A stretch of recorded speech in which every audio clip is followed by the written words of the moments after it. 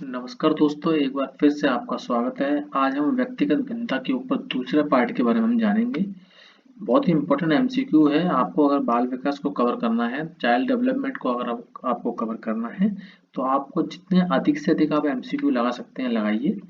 सबसे पहला क्वेश्चन है, एलेक्सिया क्या है? तो आपको बता दें, जो एलेक्सिया है वो सीखने की क्षमता है। एलेक्सिया में बच्चा सीख नहीं पाता, उसे सीखने में समस्याएं आती हैं। ध्यान रखना आप। नेक्स्ट है आपका, एक बच्चा प्रायः अपने सहपाठियों के साथ झगड़ता है। आप क्या करेंगे? ये उत्तराखंड में टेट में आया हुआ है कि कोई एक बच्चा है, वो अपने दोस्तों से या क्लास में जो बच्चे बैठे हुए हैं उनके साथ झगड़ा कर रहा है। तो आप क्या करेंगे? आप बच्चे को सजा देंगे। लेकिन ऐसा ऑप्शन कभी सिलेक्ट नहीं करना है जो टीचर उसमें नेगेटिव हो जाए। बच्चों को सजा दोगे तो टीचर नेगेटिव होगा, बच्चों का सर्वांगीण विकास नहीं हो पाएगा। सजा नहीं देंगे, आप बच्चों को विद्यालय से निकाल देंगे, बिल्कुल भी ऐसा नहीं करेंगे। आप कारण पता लगाने का प्रयास करेंगे तथा उसे परामर्श देंगे। और चौथा है, आप उसके माता पिता से शिकायत करेंगे। कुल मिलाकर इसका जो आंसर है वो आप कारण पता करेंगे कि दो बच्चों में किस तरह से झगड़ा हुआ है, क्यों झगड़ा हुआ है।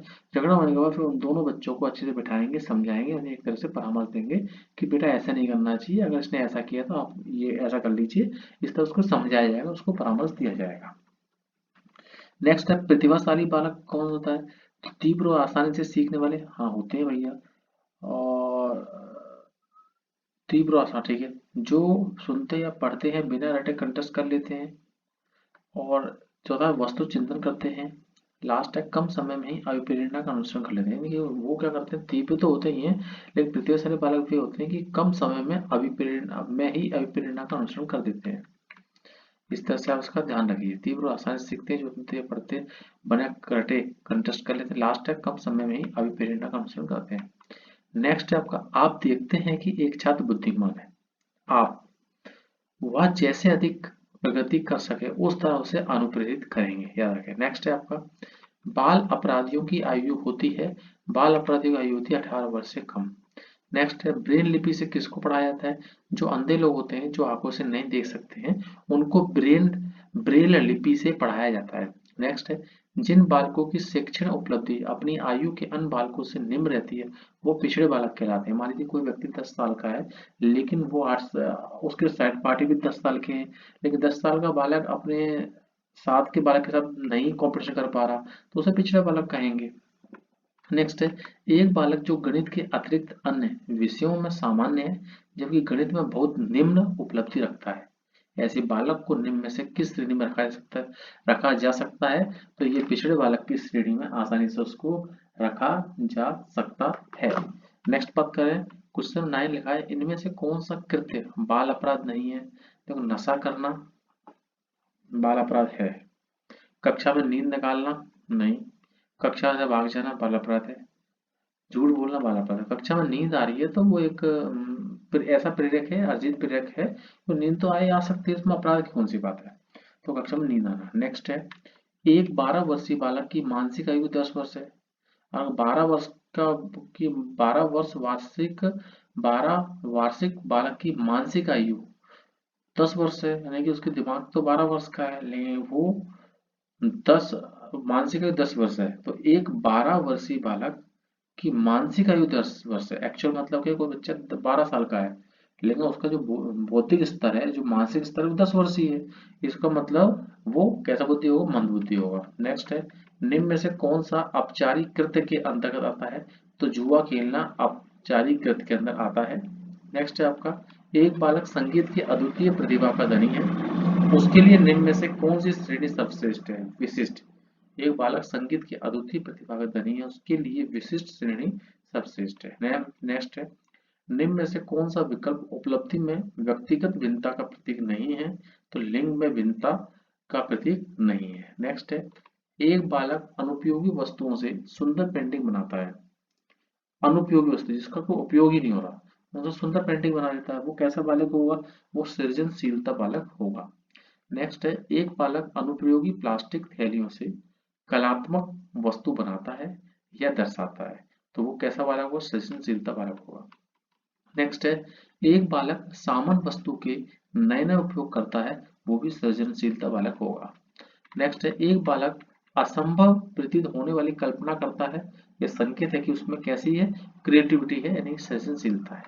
नेक्स्ट है क्वेश्चन नंबर 18 है व्यक्तिगत विभिन्नता में संपूर्ण व्यक्तित्व का कोई भी ऐसा पहलू सम्मिलित हो सकता है जिसका माप किया जा सकता है। स्किनर का ऐसा कहना है, स्किनर ऐसा कहते हैं कि व्यक्तिगत भिन्नता में संपूर्ण व्यक्तित्व का कोई भी ऐसा पहलू सम्मिलित हो सकता है जिसका माप किया जा सकता है, स्किनर ऐसा कहते हैं। नेक्स्ट है क्वेश्चन नंबर 19, कोई व्यक्ति प्रतिभाशाली, कोई अत्यधिक बुद्धिमान, कोई कम बुद्धिमान और कोई मूर्ख होता है। यह किस भिन्नता के आधार पर होता है, मानसिक भिन्नता के आधार पर होता है। उसका माइंड कितना डेवलप हुआ उसके अकॉर्डिंग हम कम बुद्धि, अधिक बुद्धि, पिछड़ा बालक, इस तरह से हम निकाल सकते हैं। नेक्स्ट है वुडवर्ड का मत है कि प्रथम कक्षा के बालकों की बुद्धि लब्धि 60 से 160 के बीच होती है। नेक्स्ट है वंशानुक्रम के प्रबल समर्थक कौन है, तो वंशानुक्रम के बारे में रूसो ने, पियर्सन ने और गाल्टन तीनों ने बात करी थी। याद कर लीजिए आप, रूसो ने, पियर्सन ने और गाल्टन तीनों ने बात करी है। नेक्स्ट है व्यक्तियों की शारीरिक, मानसिक और चारित्रिक विभिन्नताओं का एकमात्र कारण है वंशानुक्रम।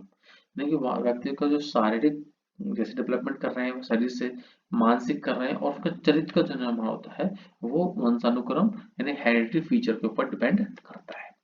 नेक्स्ट है किसने कहा है कि बालकों में शारीरिक कार्य करने की क्षमता अधिक होती है जबकि बालिकाओं में स्मृति की योग्यता अधिक होती है। स्किनर का मानना ऐसा है कि बालकों में शारीरिक कार्य की क्षमता अधिक होती है जबकि बालिकाओं में स्मृति की योग्यता अधिक होती है।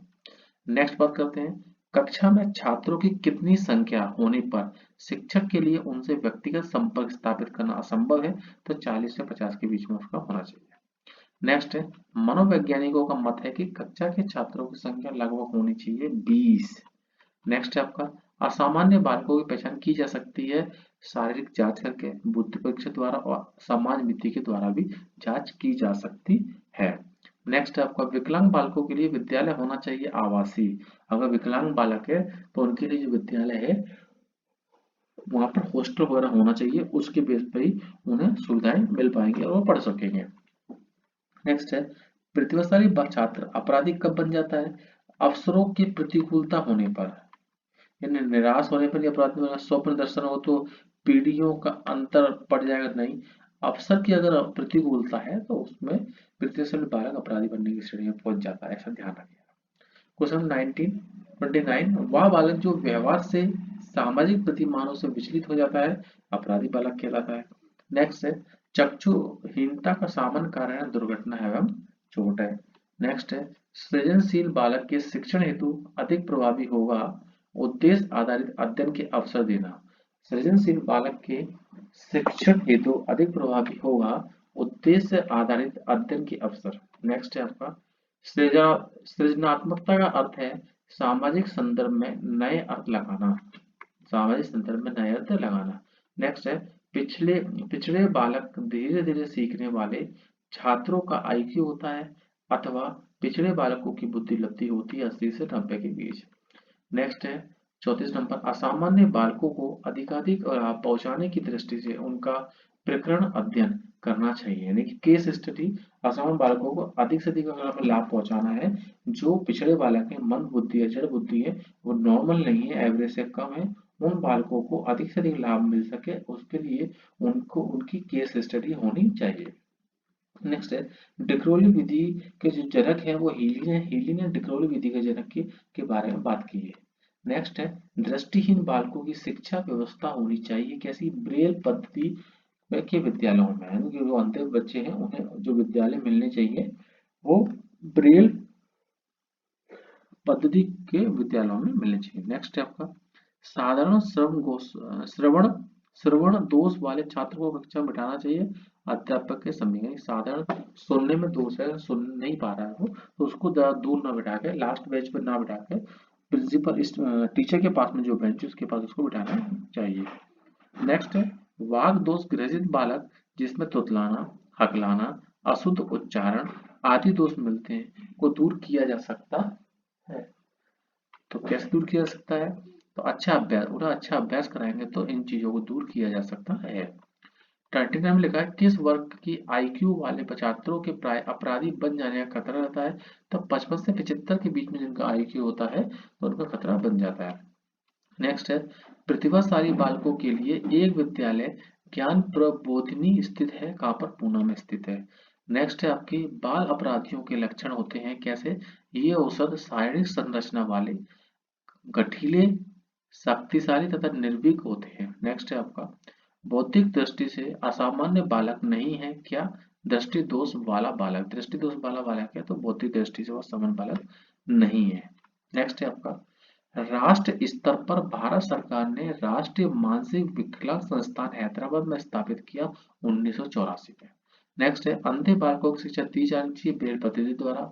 नेक्स्ट है प्रतिभावान बालकों की बुद्धि लब्धि 140 से ऊपर होती है। नेक्स्ट है मंद बुद्धि बालक की बुद्धि लब्धि 70 से 85 होती है।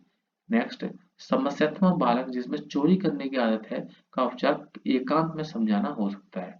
नेक्स्ट है सृजनशील छात्र छात्राओं की विशिष्ट शिक्षण हेतु निम्नलिखित उपाय अत्यधिक प्रभावी हैं, सदस्य बढ़त के अवसर एवं परामर्श। नेक्स्ट है आपका बालक अपराध का सामाजिक कारण है, माता पिता का मानसिक असंतुलन जो होता है वो बालक अपराध का सामाजिक कारण है।